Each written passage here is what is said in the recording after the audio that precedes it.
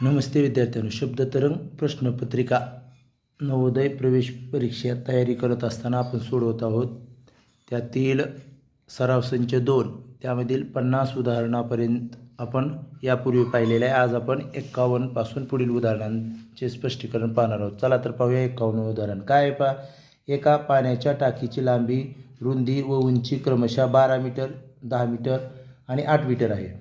ही टाकी 6 मीटर उंचीपर्यंत पाण्याने भरलेली आहे, तर रिकामा भाग आहे असं विचारलेलं आहे. हे पहा, लांबी किती दिलेली आहे आपल्याला. क्रमशः म्हटलं की पहिल्यांदा लांबी आहे ती लांबी 12 मीटर.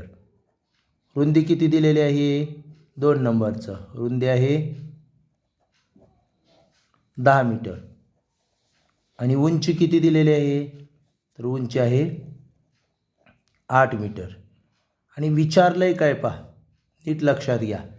ही टाकी 6 मीटर उंचीपर्यंत भरलेली आहे. 8 मीटर उंची आहे, पण ती पूर्ण भरलेली आहे का, नाही. किती मीटर उंचीपर्यंत भरलेली आहे, उंची 6 मीटर इथपर्यंतच भरलेली आहे, हे लक्षात घ्या. तर आपल्याला रिकामा भाग विचारलेला आहे. आपल्याला काय काढायचं आहे, रिकामा भाग. आता बघा, फार सोपा प्रश्न आहे. असं काय फार मोठं काही करायची गरज नाही याच्यामध्ये. बघा, हे घनफळ वगैरे काय काढत बसायचं नाही. हे बघा, लांबी आणि रुंदी, पाणी भरत असताना लांबी आणि रुंदी कायम राहणार आहे आणि फक्त उंचीचाच प्रॉब्लेम आहे. तर एकूण उंची किती आहे, हे बघा, भरलेला भाग काढू आपण. भरलेला भाग, उंची किती आहे, एकूण 8. त्याच्यापैकी कितीपर्यंत भरलेले आहे, 6 मीटरपर्यंत. म्हणजे भरलेला भाग 2 न भाग जाईल, 6 चोक 8 हा आहे भरलेला भाग. मग आपल्याला रिकामा भाग विचारलेला आहे. रिकामा भाग काय येईल मग, तर पहा, 4 भागापैकी 3 भाग भरलेत, म्हणजे 4 भागापैकी 1 भाग रिकामा आहे. म्हणजे 1/4 भाग रिकामा आहे. मग असं कुठं आहे बघा बरं पर्यायामध्ये, 1/4. तर आपल्याला पर्याय क्रमांक बी मध्ये दिसत आहे, म्हणून उत्तर येणार आहे पर्याय क्रमांक बी. यानंतर पाहूया 52 उदाहरण. काय पहा, सुशिलाने एक गाडी ₹1,08,000 रुपयाला खरेदी केली. बघा, म्हणजे 52वा उदाहरण आहे. त्यामध्ये अगोदर आपल्याला गाडीची खरेदी किंमत काढावी लागेल. आपल्याला काय सांगितलेलं आहे पहा, सुशिलाने एक गाडी 1,08,000 रुपयाला खरेदी केली व दुरुस्तीसाठी ₹12,000 खर्च केले व इतर 6,000 रुपये खर्च आला. म्हणजे एकूण खरेदी किंमत काय येणार आहे, 1,08,000.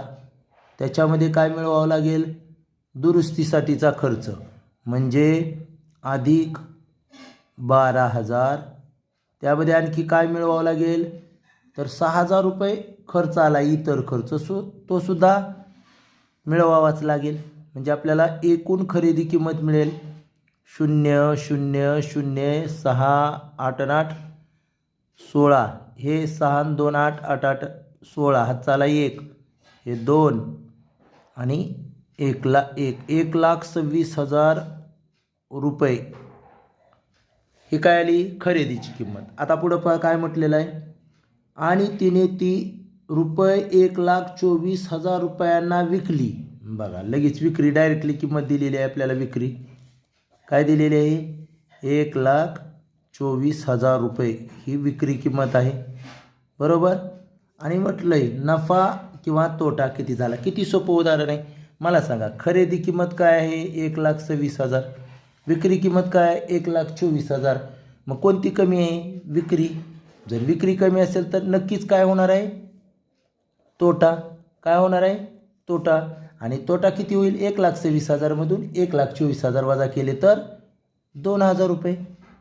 2,000 रुपये तोटा कुठं आहे पहा, तर असा आपल्याला पर्याय क्रमांक डी मध्ये दिसत आहे, म्हणून उत्तर येणार आहे पर्याय क्रमांक डी. यानंतर पाहूया 53व उदाहरण. काय आहे उदाहरण पहा, एक वस्तू ₹1,080ला विकली. उदाहरण क्रमांक 53 आहे आपलं. आणि तोटा झाला, जर ती रुपये 1440ला विकली असती तर तोट्याच्या 5 पट नफा झाला असता. तर त्या वस्तूची खरेदी किंमत किती? हे पहा, मी अशा प्रकारची आपण बरीच उदाहरणं सोडवली आहेत. विक्री किंमत दिलेली आहे वस्तूची, आपल्याला काय दिलेली आहे? विक्री किंमत किती दिलेली आहे? सुरुवातीची 1080 रुपये. आणि दुसरी विक्रीची किंमत काय दिलेली आहे? दोन्ही वेळा जर विक्रीची किंमत दिली, विक्री 1440 रुपये. आणि कंडिशन काय आहे इथं बघा, 1080ला विकली तर तोटा होतो, आणि जर ती 1440ला विकली तर तोट्याच्या 5 पट नफा होतो. याचा अर्थ काय इथं लक्षात घ्यायचं, तोटा जर 1 होत असेल, तर नफा काय होतो? नफा 1ची 5 पट, म्हणजे 1 गुणिले 5 म्हणजे 5. बघा आता एवढा भाग काय होणार आहे? नफा. आता आपल्याला काय करावं लागेल? या दोन्ही, हे विक्री किमतीचं आहे दोन्ही, यातील फरक काढावा लागेल. म्हणजे अगोदर 1440मधून आपल्याला 1080 वजा करावं लागेल. वजा केलं तर काय येणार आहे? 0. 8 आणि किती? 14. 8 आणि 6 14. 1 कमी 360. काय आलं? 360 रुपये. हा काय आला? ह्या दोन्ही विक्रीतील फरक आहे. काय आहे? दोन्ही विक्रीतील फरक. आता हा फरक 1 आणि हे 5 म्हणजे एकूण 6 भाग आहे. फरक म्हणजे किती भाग आहे? 6 भाग. मग याला 6 भागायचं म्हणजे 1 भाग बरोबर 360ला 6 भागूयात.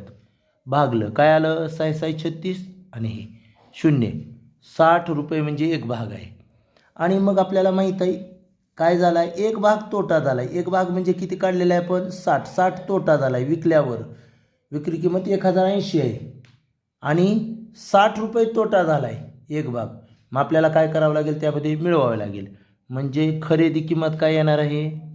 खरेदी बरोबर हे बघा 1080 अधिक 60 बरोबर काय येणार आहे?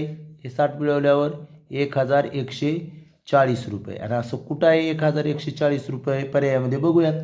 तर पर्याय क्रमांक ए मध्ये आहे, म्हणून उत्तर येणार आहे पर्याय क्रमांक ए. यानंतर पाहू 54 उदाहरण. एका चौरसाकार बागेची बाजू 60 मीटर आहे. बागेच्या आतल्या बाजूला चहूकडे म्हणजे चारी बाजूनं 2.5 म्हणजे 2.5 मीटर रुंद रस्ता आहे. या रस्त्याचे सपाटीकरण करण्यासाठी ₹20 प्रति चौरस मीटर या दराने किती खर्च रुपयामध्ये होईल असं म्हटलेलं आहे.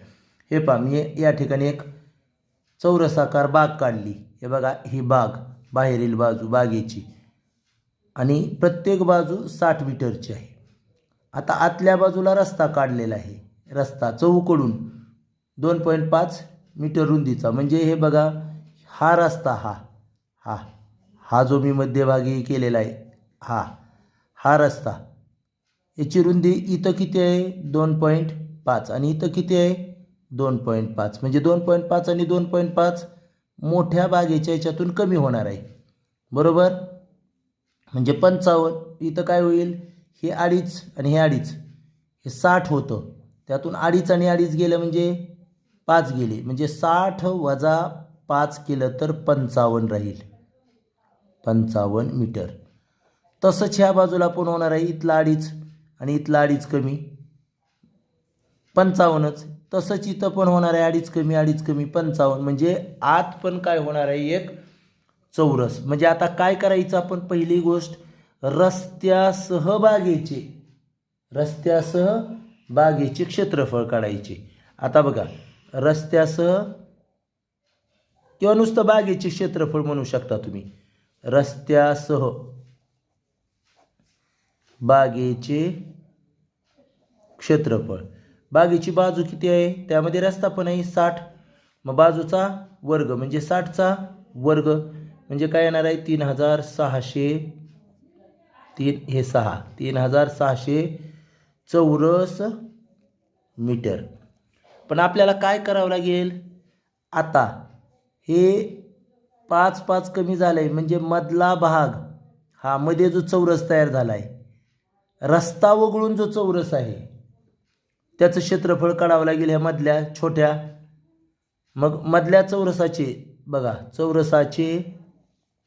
चौरसाकृती भाग आहे, चौरसाचे क्षेत्रफळ काय येईल तर बघा 55 राहिलेलं आहे. सगळीकडून हे 55 आहे, हे पण 55 आहे, हे पण 55 आहे. मग काय होईल, चौरस आहे म्हणजे बाजूचा वर्ग म्हणजे 55चा वर्ग. आता काय करतात इथं, एकक स्थानी 5 असल्यावर ह्या 5 बद्दल 25 आणि दशक स्थानचे 5 आणि त्याच्या पुढची संख्या 6, 5 सख 30 म्हणजे चौरस मीटर आलं. आता फक्त रस्त्याचे क्षेत्रफळ काय येईल ते काढूया.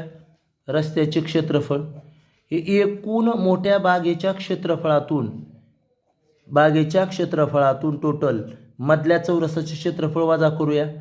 म्हणजे 3600 वजा आपल्याला करावं लागेल 3025 म्हणजे येणार आहे 575 चौरस मीटर. 575 चौरस मीटर. पण आता आपल्याला काय सांगितलेलं आहे, 20 रुपये प्रति चौरस मीटर या दराने खर्च आहे. म्हणजे आपल्याला येणारा खर्च काय येईल बघा, सपाटीकरणासाठी येणारा खर्च काय असेल तर हे 575 आणि प्रति चौरस मीटरला 20 आहे म्हणजे गुणिले 20 यांचा जर गुणाकार केला, शून्याला इथं करतो, या शून्याला 0, 5 दुनी 10ला 0 हातचाला 1, 7 दुनी 14 आणि 1 15ला 5 हातचाला 1, 5 दुनी 10 आणि 1 11, 11,500 रुपये खर्च येणार आहे. 11,500 रुपये खर्च येणार आहे. आणि असं कुठं आहे बघा पर्यायामध्ये 11,500, तर पर्याय क्रमांक ए मध्ये आहे, म्हणजे आपलं उत्तर पर्याय क्रमांक ए. यानंतर 55वा प्रश्न पाहू. एका चौरसाची परिमिती एका आयताच्या परिमिती इतकी आहे. हे पहा आयत आणि हा चौरस, लहान मोठा काही असू द्या, आता त्याचा विचार करू नका, फक्त समजून घ्यायला बघा. हे बघा हा चौरस आहे, एका आयताची परिमिती चौरसाच्या परिमिती इतकी आहे. ह्या दोघांची परिमिती समान आहे. याची परिमिती जेवढी आहे तेवढीच परिमिती चौरसाची पण आहे, हे लक्षात घ्या. आलं लक्षात. आता बघा आयताची लांबी 40 मीटर, लगेच लिहून टाकतो आयताची 40 मीटर आणि व रुंदी लांबीच्या 3/10 पट. लगेच रुंदी काढूयात आपण. इथं रुंदी काय म्हटलं आहे त्यांनी, रुंदी लांबीच्या म्हणजे 40च्या 3/10 पट म्हणजे काय झालं, 10 1 10, 10 चौक 40, 4 त्रिकोण 12 मीटर. रुंदी पण मिळाली आपल्याला 12 मीटर. लगेच आपण परिमिती काढूया. परिमिती, आयताची परिमितीचं सूत्र तुम्हाला पण माहीत आहे, 2 कंसात लांबी अधिक रुंदी. सूत्रानं लिहायचं का सरळ काढायचं, कसं पण काढू शकता तुम्ही. 2 गुणिले कंसात लांबी 40 अधिक रुंदी 12. काय झालं मग हे बघा, 2 गुणिले हे 52 म्हणजेच 104. आता परिमिती काढली म्हणून चौरस मीटर, त्यालाच वर्ग मीटर सुद्धा म्हटलं जातं. आलं लक्षात. आता आपल्याला काय करावं लागेल, मी आता इथं चौरस मीटर म्हटलं बरोबर, आपण काय काढली परिमिती, बरोबर आहे की नाही. मग असंच होतं, हे चौरस येणारच नाही, क्षेत्रफळाला येईल म्हणजे काय आली 104 मीटर परिमिती आली, बरोबर. मग आता काय कशाची काढली, हे आपण आयताची काढली. पण आपल्याला गणितातच सांगितलं आहे आयता एवढीच परिमिती कशाची आहे, चौरसाची. म्हणजेच चौरसाची परिमिती पण आपल्याला मिळाली. चौरसाची परिमिती किती आहे मग, आयता एवढीच सांगितली म्हणजेच 104 मीटर. आता आपल्याला बाजू काढायची बघा. मग बाजू काढताना काय करतो आपण, चौरसाची परिमिती माहीत असताना बाजू काढताना परिमितीला 4 भागतो. म्हणून 104ला 4 भागूयात. काय येईल बघा बरं, 4 दुनी 8 उरले 2, 4 सक 24 म्हणजे बाजू आली 26 मीटर. म्हणजे ही बाजू आली 26 मीटर. आणि आपल्याला आता काय म्हटलं आहे, क्षेत्रफळ. मग क्षेत्रफळ काय आपल्याला बाजूचा वर्ग. चौरसाचे क्षेत्रफळ बरोबर बाजूचा वर्ग. बाजूचा वर्ग, बाजू आहे आपली 26, 26चा वर्ग आणि 26चा वर्ग आपल्याला माहीत आहे किती आहे. 25चा काय आहे 625. 26चा आहे 676 आणि क्षेत्रफळ काढलं आहे. आता मात्र नुसतं मीटर नाही, आता चौरस मीटर. बाळांनो पण इथं काय केलं आहे कंसात आपल्याला वर्ग मीटरमध्ये म्हटलं आहे. चौरस मीटर म्हणजेच मीटरचा वर्ग, त्यालाच वर्ग मीटर म्हणतात. आलं का लक्षात? म्हणजे वेगळं नाही. असं 676 कुठं आहे तर पर्याय क्रमांक सी म्हणून उत्तर येणार आहे आपलं पर्याय क्रमांक सी. यानंतर पाहूया 56वं उदाहरण. बघा एक आकृती दिलेली आहे आणि म्हटलेलं आहे शेजारील आकृतीतील रंगवलेल्या भागाचे क्षेत्रफळ आहे. म्हणजे काढायचं आहे आपल्याला. तर मी तुम्हाला सांगितल्याप्रमाणे अगोदर त्याचे भाग बनवून घ्यायचे आपल्या सोयीनुसार. मग आपण असे भाग बनवून घेऊ. हे बघा मी हे जोडून टाकतो, सरळ जोडून टाकतो. याला एक भाग, त्यानंतर हे पण खालचं जोडून टाकतो, याला दोन भाग म्हणू. सोपे सोपे तसेच तसे दिसायलेत म्हणून मी असं केलं. आणि याला तीन नंबरचा भाग हे करूयात. बघा आणि आता आपण क्षेत्रफळ काढणार आहेत, काढूयात. बघा प्रश्न आहे 56वा. आपल्याला रेखांकित भागाचे सोबतच्या आकृतीत जो रंगवलेला भाग आहे त्याचं क्षेत्रफळ काढायचं. मग आपण अगोदर काय करूया, भाग 1 चे क्षेत्रफळ काढूया. भाग 1 चे क्षेत्रफळ कसं काढणार बघा बरं. भाग 1 वरचा आहे, लांबी किती आहे 24 आणि रुंदी किती आहे 4. लांबी 24, रुंदी 4. 24 आयत आहे म्हणजे 24 गुणिले 4 बरोबर 24 चोक 96. एकक मात्र क्षेत्रफळ काढलंय चौरस मीटर. कोणाची काय अडचण. आता भाग 2चे क्षेत्रफळ काढताना आपण बघा भाग 2चे क्षेत्रफळ काढताना तुम्ही जर लक्ष केलं तर तुम्हाला एक गोष्ट लक्षात येईल. याची पण हे आयताकृती भाग आहे आणि याचं पण लांबी 24 आहे आणि रुंदी मात्र 4च आहे. म्हणजे 24 गुणिले 4 बरोबर 24 चोक 96 चौरस मीटर. आता आपल्याला पाहावं लागेल राहिला 3 नंबरचा भाग. आता बघा हा सुद्धा आकार आयताकृतीच तयार झालेला आहे. कसा तयार झालेला आहे, आयताकृतीच तयार झालेला आहे, हे लक्षात घ्या. यानंतर राहिला भाग 3.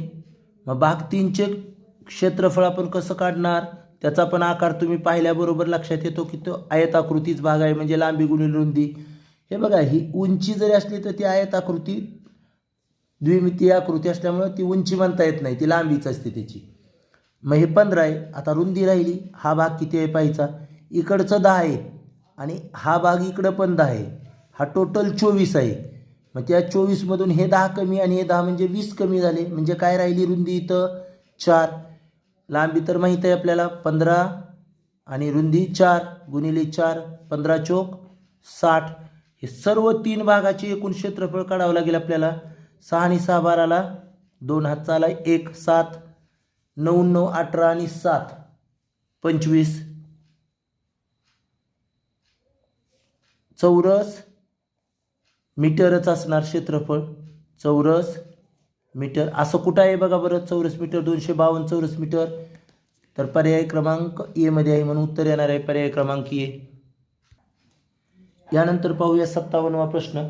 काय प्रश्न पहा. सायकलच्या चाकात एकूण 24 तारा आहेत, लगतच्या तारांमधील कोण असेल. हे बघा सायकलच्या ताराचा आकार कसा असतो, वर्तुळाकार. बरोबर आहे की नाही. काही पण असू द्या, वर्तुळाकार असलं की सर्व माप काय असतं, कुठल्याही वर्तुळाकार वस्तूच्या सर्व कोणांचं माप किती असतं 360. मग आता 24 तारा किती बसवलेल्या आहेत म्हटलं आहे. 24 तारा किती बसवलेल्या आहेत 24. प्रश्न पुन्हा एकदा बघा. सायकलच्या चाकात एकूण 24 तारा आहेत, तर लगतच्या तारामधील कोण. हे बघा जेवढ्या तारा आपण वर्तुळाकार वस्तूमध्ये बसवतो, आता इथे सायकलचं चाक आहे, तेवढेच कोण तयार होत असतात, हे गोष्ट लक्षात घ्यायची. आणि वर्तुळाचे एकूण माप किती असतं तुम्हाला माहीत आहे. वर्तुळाचे एकूण माप अंशात्मक माप किती असते, वर्तुळाचे माप किती असते एकूण अंशात्मक म्हटलं मी 360 अंश असते. मग आपल्याला त्याची 24 कोनामध्ये समान विभागणी करायची आहे. मग आपल्याला काय करावं लागेल, 360ला 24नं भागावं लागेल. प्रत्येक कोण येईल आपल्याला, मग कोणाचं माप, प्रत्येक कोणाचं माप. चला भागूयात. 24 एक 24, उरले किती 12, 120 झाले. 24 पाचा 120, म्हणजे प्रत्येक कोण किती अंशाचा होणार आहे, 15 अंश. आणि असं कुठं आहे 15 अंश, तर आपल्याला लगेच पाहायला मिळेल पर्याय क्रमांक ए मध्ये आहे. म्हणून उत्तर येणार आहे पर्याय क्रमांक ए. यानंतर पाहूया 58वा प्रश्न. काय पहा, आकृती व त्यात दर्शवलेल्या कोणाचा प्रकार यांची योग्य जोडी शोधा म्हटलं. योग्य बाळांनो, पहिला आकृती ए आहे. आणि इथं काय, हे बघा कोण हा आतून नाही बरं का, कोण बाहेरच्या बाजून आहे, बाहेरच्या बाजूने. हे बघा, हे असं, हे लक्षात घ्या बरं का. मग हा कोण कितीचा असेल, तर नक्कीच तो काय प्रविशाल कोण आहे. म्हणजे बघा, ए बरोबर आहे प्रविशाल कोण जोडी. हा प्रविशाल कोण इकडून आतून नाही पाहायचा, जिकडून आपल्याला हे दिलेलं आहे की नाही बाण, तिथं पाहायचं. आता दुसरा बघा, हा कोण बघितला तर हा पूर्ण कोण आहे का, पूर्ण नक्कीच नाही, तो चुकीचा आहे. हा कसला कोण आहे, दुसरा सरळ कोण आहे. पण इथं काय दिलं आहे, पूर्ण कोण, म्हणजे हे चुकीचं आहे बी. त्यानंतर पहा, इथं कुठं दिलं आहे का, नाही दिलं, म्हणजे आतल्या बाजून असतं, नाही दिलं की, हे लक्षात घ्यायचं. म्हणजे ह्या बाजूला हा विशाल कोण आहे, म्हणजे सी पण बरोबर आहे आपलं. त्यानंतर डी बघा, डीमध्ये याने काय केलेलं आहे, दुसरा काटा दिसतोय का तुम्हाला, कुठं दुसरा चिन्ह दिसतंय का, नाही. आणि इकडून असं काय आपल्याला बाहेरून दाखवलं आहे का, नाही दाखवलं, म्हणजे ही सुरुवातच झाली नाही कोणाची अजून. बाजू एकमेकावर आहेत. मग हा कोणता आहे, शून्य कोण आहे, नक्कीच शून्य कोण आहे. मग डी पण बरोबर आहे. मग आपल्याला विचारलेलं आहे कोणाचा प्रकार आणि कोण यांची योग्य जोडी कोणती कोणती आली, ए पण आलं, सी पण आहे आणि डी पण आहे. मग ए सी डी बरोबर असं कुठं आहे, तर पर्याय क्रमांक ए मध्ये आहे. म्हणून उत्तर येणार आहे पर्याय क्रमांक ए. पण परीक्षेमध्ये जर असं प्रश्न जर असा विचारला असता, चुकीची जोडी कोणती आहे, तर इथं मात्र काय आलं असतं, चुकीची जोडी कोणती आहे म्हणल्यानंतर पर्याय क्रमांक बी आलं असतं. जसा प्रश्न विचारला तसा उत्तर काढावं लागेल आपल्याला. आलं लक्षात. यानंतर पाहूया 59वा प्रश्न. काय म्हटलेला आहे, सोबतच्या आकृतीतील कोणांची संख्या मोजा.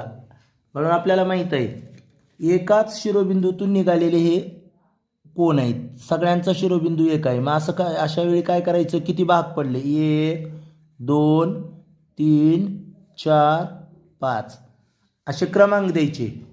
क्रमांक देऊन आता कोणाची संख्या कशी काढायची, तर बघा, एकूण कोण काढत असताना किंवा एकूण कोणांची संख्या म्हणा कशी काढतो आपण, तर तुम्हाला माहित आहे किती भाग पडले, 1 2 3 4 5 आणि त्याच्या पुढची संख्या गुणिले 6/2. मग बेक बे बेत्रिक 6 आणि 5 त्रिक 15. इथं किती कोण आहेत, 15 कोण आहेत. कुठं आहे पर्यायामध्ये, तर पर्याय क्रमांक ए. म्हणून उत्तर येणार आहे पर्याय क्रमांक ए. यानंतर पाहूया 60वा प्रश्न. आलेखावरचा प्रश्न आहे. आता आडवा आलेख दिला, आडवे स्तंभ आहेत बरं का या ठिकाणी. हे कसंही देऊ द्या, तुम्हाला लक्षात आलं पाहिजे. खाली दिलेले आहे मुलांची संख्या, आडवा आलेख दिला आहे बघा, हे एक्सच दिलेला आहे इथं. खरं तर एक्स या बाजूला पण आणि वाय अक्ष आहे. वाय अक्ष खाली, म्हणजे वाय अक्षावर इथं आपल्याला कसंही देऊ द्या, काय हरकत नाही. गणित विषयांची नावं दिलेत वाय अक्षावर आणि एक्स अक्षावर त्याचं प्रमाण दिलेलं आहे, विद्यार्थ्यांची संख्या दिलेली आहे. आता पहा प्रश्न काय, एका शाळेतील विविध विद्यार्थ्यांना आवडणारे विषय आलेखाद्वारे दाखवले आहेत. त्यावरून मराठी विषय आवडणाऱ्या विद्यार्थ्यांची संख्या इंग्रजी विषय आवडणाऱ्या विद्यार्थ्यांच्या संख्येच्या किती पट आहे. बघा आता मराठी विषय आवडणाऱ्या विद्यार्थ्यांची संख्या आपण बघूयात आधी. हे पहा मराठीचा स्तंभ इथपर्यंत आणि इकडं संख्या काय विद्यार्थी संख्या 90 म्हणजे मराठी विषय आवडणाऱ्या विद्यार्थ्यांची संख्या काय 90. तसंच आपण इंग्रजी विषय आवडणाऱ्या विद्यार्थ्यांची संख्या पाहूया. इंग्रजीचा स्तंभ पहा या ठिकाणी 80 आणि 70च्या मध्ये दिसत आहे म्हणजे ते 75 आहेत विद्यार्थी ज्यांना इंग्रजी विषय आवडतो. आणि आता इथं लिहिताना चूक करायची नाही. इथं जर चूक झाली आपल्याला कधी पण किती पट आहे म्हटलं का आपल्याला पट काढायचं असल्यानंतर नीट काळजी घ्या. मराठी विषय आवडणाऱ्या विद्यार्थ्यांची संख्या म्हटलंय मग ती अगोदर लिहा 90 अंशस्थानी. कुणाच्या विचारलं इंग्रजी विषय आवडणाऱ्या विद्यार्थ्याच्या किती पट आहेत ते खाली लिहा इंग्रजी. आणि काय करा कटवा 0 0 भाग 3 हे काढताना बा पट काढायलोत बरोबर आहे सगळं बरोबर आहे पण इंग्रजी विषयाची संख्या किती इंग्रजी आवडणाऱ्या विद्यार्थ्यांची संख्या 75 मी इथं 60 लिहिलं आहे. अशी चूक झालीच नाही पाहिजे. म्हणजे बघा काय यायला पाहिजे होतं मराठी विषय आवडणाऱ्याची संख्या 90 आणि इंग्रजी विषय आवडणाऱ्यांची संख्या 75 आणि याला संक्षिप्त रूप द्या. कितीनं भाग जातो 15नं. 5नं बी घालवून पुन्हा घालवला तरी चालेल 3नं बी घालवून घालवला तरी चालेल काय अडचण नाही पण मोठ्यात मोठ्या संख्येनं घालवा. 15 सख 90 आणि 15 पाची 75 म्हणजे किती पट आली 6/5 पट. मग असं कुठं आहे ते बघावं लागेल. हे बघा पहिल्यांदाच 5/6 पट दिलेलं आहे. मग हे पण उलटं केल्यावर जे उलटं करतील का त्यांचं उत्तर हे येईल. तसं अजिबात होऊ द्यायचं नाही. असं उत्तर येणार आहे पर्याय क्रमांक डी. आलं लक्षात. तर आज आपण आणखी 10 प्रश्न सोडवलेले आहेत. समजले असतील. एखादा प्रश्न बघा माझ्याकडून जी 1-2 ठिकाणी चूक झाली अशी चूक तुमच्याकडून परीक्षेमध्ये अपेक्षित नाही. अशी होताच कामा नाही. लक्षात येते पण तुम्हाला नाही लक्षात आल्यावर. अलग लक्षात व्यवस्थित सोडवा. परीक्षा जवळ आलेली आहे. ओके.